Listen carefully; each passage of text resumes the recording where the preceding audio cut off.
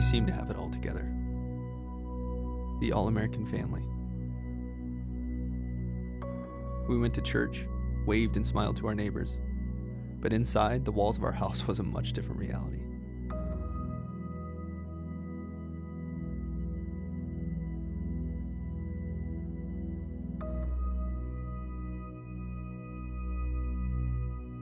My name is Josiah Abernathy, and this is my story.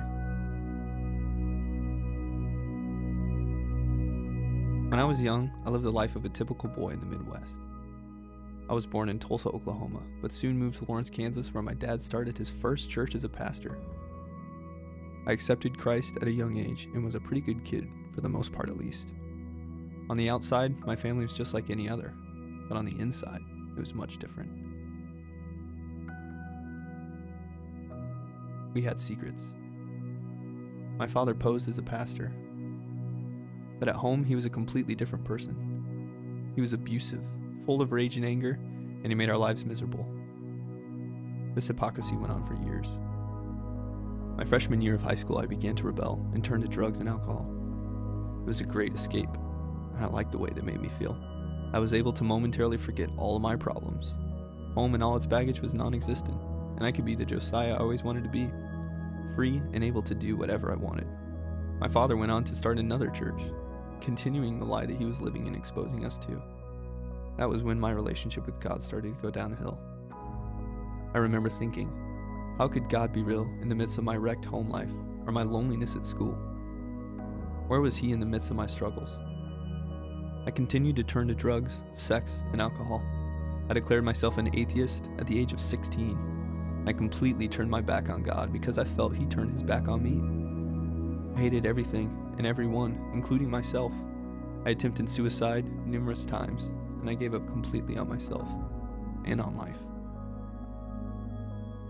Bitterness, hatred, and resentment grew inside of me as well as my addiction.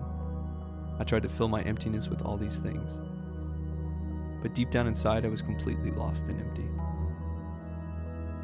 Life went on like this for a couple more years. One day, my father was finally caught in the lie he'd been living and was arrested for domestic violence and was forced to go to jail. My mom and I finally escaped, and we ended up moving to Omaha in the middle of my senior year of high school. I went on to barely graduate with a 1.4 GPA, moved out into an apartment with 4 friends, and continued my destructive, addictive lifestyle. I slept around and got drunk all the time. And even though I claimed to be an atheist, I would still blame God for how my life turned out. I still wondered, how could a just and loving God allow all this to happen? The pain, the failure, and the disappointment. What's the point of it all?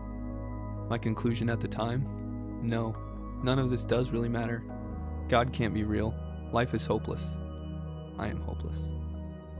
And then one day, I was driving home in my beat-up S10 with the window rolled down, cigarette in hand, and my head throbbing with a hangover from the night before. A fleeting thought came into my head. There has got to be more to life than this. I remember feeling tired of living the life I had been living. I wanted to quit drinking and doing drugs. I wanted to stop sleeping around. But every time I tried to quit these things on my own in the past, I failed miserably. As I drove, I remember feeling like God was real and with me for the first time in a long time. I said a small prayer right then and there and decided that it was time for change. I wish I could say things changed overnight, but they didn't. It was a process, and I continued to make bad choices from time to time, slipping in and out of the bad habits I battled for so long. But God still continued to work on me. I went to college to pursue a degree in technical music and recording. More importantly, I started going to Christ Community Church with Mom, first once a month, and then more often as time went by. God began mending these parts of me ever so gracefully, putting just the right people in my life to get to the next milestone.